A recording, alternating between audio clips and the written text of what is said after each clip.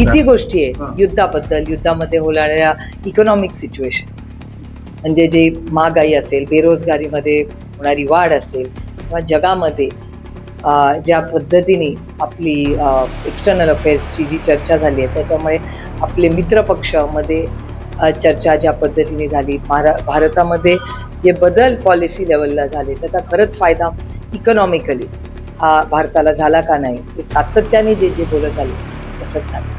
राहुल गांधींना जे ट्रोल केलं जातं ना, काही नावं ठेवली जातात, खरं तर तशी परिस्थिती नाहीये असं दिसतंय का? हे बघा, आपण ट्रोल कोणाला करतो, त्याच्यामुळे ज्याच्याबद्दल आपल्याला मनात भीती असते किंवा ज्याच्याबद्दल आपल्याला मनात काहीतरी असतं त्याच्याशिवाय कसं कंट्रोल करेल मला सांगा.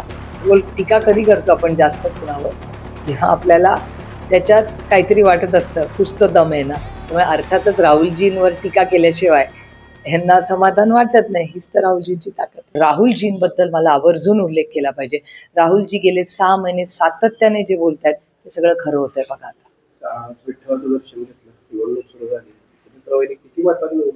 मी विठ्ठलाकडे जेव्हा जेव्हा येते, महाराष्ट्रात आणि देशात सुख समृद्धी आणि शांती राहू दे, अडचणीत आलेल्या बळीराजाला न्याय मिळू दे आणि चांगला पाऊस पडून महाराष्ट्राच्या बळीराजाला सुख समृद्धी मिळू दे.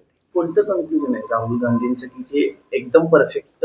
किती गोष्टी आहे युद्धाबद्दल, युद्धामध्ये होणाऱ्या इकॉनॉमिक सिच्युएशन, म्हणजे जी महागाई असेल, बेरोजगारीमध्ये होणारी वाढ असेल किंवा जगामध्ये ज्या पद्धतीने आपली एक्सटर्नल अफेअर्सची जी चर्चा झाली आहे त्याच्यामुळे आपले मित्रपक्षामध्ये चर्चा ज्या पद्धतीने झाली, भारतामध्ये जे बदल पॉलिसी लेवलला झाले त्याचा खरंच फायदा इकॉनॉमिकली हा भारताला झाला का नाही, ते सातत्याने जे जे बोलत आले ते तसंच झालं. राहुल गांधींना जे ट्रोल केलं जातं ना, काही नावं ठेवली जातात, खरं तर तशी परिस्थिती नाहीये असं दिसतंय का? हे बघा, आपण ट्रोल कोणाला करतो, त्याच्यामुळे ज्याच्याबद्दल आपल्याला मनात भीती असते किंवा ज्याच्याबद्दल आपल्याला मनात काहीतरी असतं त्याच्याशिवाय कसं कंट्रोल करेल मला सांगा.